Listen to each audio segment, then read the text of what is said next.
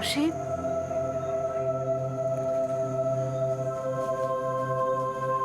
तुमच्यामुळं आमच्या डोक्यावर छप्पर लावलं. तुमचे आभार कसे मानायचे ना तेच कळत नाहीये. पण जर आभार मानले ना तर तुमची किंमत केल्यासारखी होईल. मग नका ना मानू आभार. त्यापेक्षा आम्हाला तुमचं माना आणि जे काही घडलं ते एक्झॅक्टली काय घडलं ते सांगून टाका. विस्मरण, वयानुसार जडलाय हा आजार. आपलं नाव काय, नाती काय, कधी कधी तर मला सुद्धा विसरतात. बापरे. परवा तर कुणाला न सांगताच घराबाहेर पडले. पत्ता आणि नाव सांगता येईना. आम्ही सगळीकडे खूप शोधलं. कसं घरी आणलंय ते आमचं आम्हाला ठाऊक, म्हणून मी बाहेर कुठे पाठवत सुद्धा नाही त्यांना. बाकी तसा काही त्रास नाहीये त्यांचा, म्हणजे आरडाओरडा वगैरे. पण या सगळ्याचा त्रास होतोच ना मदन आणि रश्मीला. घरी कोणी पाहुणे आले की भलभलत्याच नावानं हाका मारायच्या, कोणाच्याही गोष्टी कोणालाही सांगायच्या. मग साहजिकच राग येणारच ना घरातल्या माणसांना. पण मग मावशी, यावर काही औषध आहे ना. रत्नागिरीच्या डॉक्टरांचं औषध चालू आहे. पण त्या औषधाचा खर्च सुद्धा सगळा मदनच्याच माथ्यावर ना. तशी मी शिक्षिका होते, यांची आणि माझी पेन्शन आम्हा दोघांना पुरेशी आहे. असा कितीचा खर्च आहे आमच्या दोघांचा. पण यांच्यामुळे रश्मीला त्रास होतो ना, म्हणून मग घरातलं सगळं स्वयंपाक पाणी घरकाम मीच सांभाळत होते. पण शेवटी कुठेतरी गोष्टी टोकाला गेल्याच ना. मदनचं असं म्हणणं आहे की तू राहा घरात, पण यांना नको. आयुष्यभर ज्या माणसाने माझी साथ केली त्या माणसाला आयुष्याच्या शेवटी अशा परिस्थितीत एकटं कुठे सोडू मी. अगं फक्त त्या दोघांची चूक नाहीये, हे सुद्धा कधी कधी इतके विचित्र वागतात ना.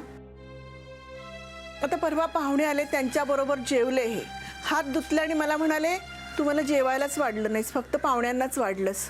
मग चिडली ना रश्मी. इतक्या छोट्या गोष्टीसाठी आपल्या आईबाबांना कोणी घराबाहेर काढतं का? नशीब आमचं, दुसरं काय. बरं मावशी, मला सांगा, घर कोणाच्या नावावर आहे?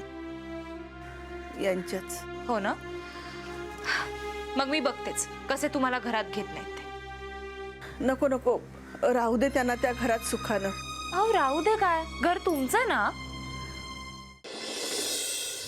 इस्माइल्या, मला वाटतं तुला काळजीचं काही कारण नाहीये. का मना काय ती तिची असिस्टंट म्हणून ठेवणार आहे? तसं नाही रे, पण त्या बाईला मांसाहारातलं काही करता येत असेल असं वाटत नाही. म्हणजे तुझी नोकरी तरी वाचली. मतलब माझी नोकरी जात नाही याचा बुरा वाटतंय तुला? तसं नाही रे, उलट बरंच वाटतंय. इस्माइल्या, कळत न कळत काही जास्त कमी बोललं गेलं असेल तर माफ करा मला. अरे अन्या, आता आपली गाठ कधी पडेल ते परमेश्वरालाच माहिती. या किचनची मात्र खूप आठवण येणार. आयुष्यातला बराचसा वेळ इथे गेलाय रे. आप्पा घेऊन आले, मग इथंच.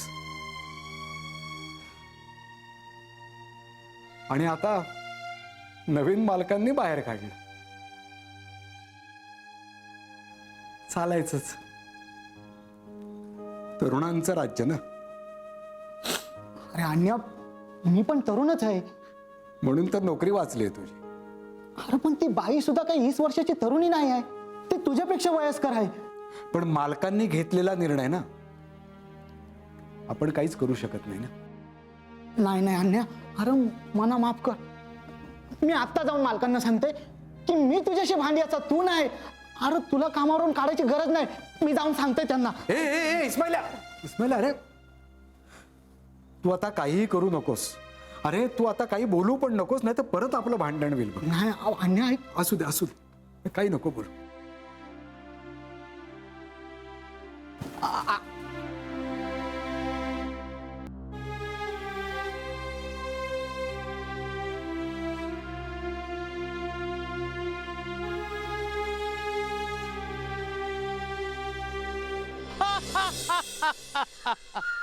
हो हो हो हो हो हो हो हो ही ही ही ही ही ही ही हा हा हा हा हा हा हा हो हो हो हो हो हो ही ही ही ही ही ही यांका काय भूतान झापडल्यान की काय? या या आमच्या लाफ्टर क्लब मध्ये तुमचं स्वागत आहे. काय आहे, आमच्या रामाश्रयामध्ये ना आमचं स्वागत करणारे पहिले तुम्हीच हा.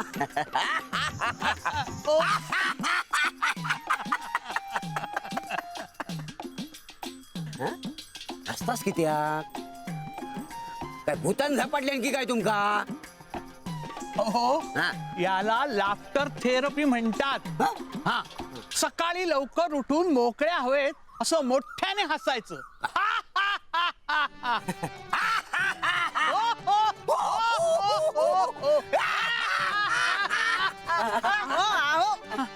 काय चाललंय तुमचं? इथं पण सुरू झालात का? चला आत चला. खरंच इथे सुद्धा लाज काढू नका आता. अगं लाज कसली? आता मी रामू काका सोबत बोलतोय त्याचाही तुला त्रास होतोय. रामू काका? हो, कोण रामू काका? तुम्ही रामू काका? मी? हा? सगळे मला विसराळू विसराळू म्हणतात आणि आता हे स्वतःलाच विसरलेत बघ. अहो रामू काका, पहाटे आमच्या पिशवीतलं दूध तुम्ही चोरता की नाही? मी? ओ मी कधी माझ्या घरातलं दूध चोरणार नाही, तर तुमच्या पिशवीतलं दूध कसं काय चोरी? नाही नाही हा? अहो मी काय म्हणते, जरा समजून घ्या ना त्यांना. म्हणजे त्यांना ना विसरण्याचा रोग आहे. माझ्याशी तर चांगले गप्पा मारत होते, माका काय असं वाटलं नाही. मावशे, ह्यांका जर विसरण्याचा रोग असत ना तर ह्यांच्यासारखे नशिबवान हेच बरं. काय आहे, ह्या आधी ना बरं वाईट झालेलं ना माणसांका आठवून आठवून नाही लय त्रास होता. आणि ह्या जगात काय वेड्यांची काही कमी नाही हा. तुमका सांगते मावशे, आपण जर सगळ्यांका समजून घेतलं ना तर वेडे लोक पण आपणाक ना शहाणे वाटतं. आजपर्यंत कुणी यांना इतकं समजून नव्हतं घेतलं. नाही नाही, मावशे काय आहे, तुम्ही रामाश्रयात येणार नाही ना, पहिल्यांदाच येलास ना. तुमका सांगते या रामाश्रयामध्ये ना शहाणे लोक वेडे असत आणि वेडे लोक शहाणे असत. काय हसा बघू.